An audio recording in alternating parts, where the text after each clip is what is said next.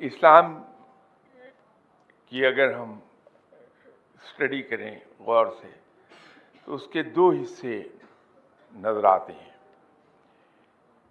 एक को अगर मैं रोज़मर्रा की ज़ुबान में बात करूं तो हम उसे हकूक़ुल्लाह कहते हैं और दूसरे हकूक़ुल इबाद।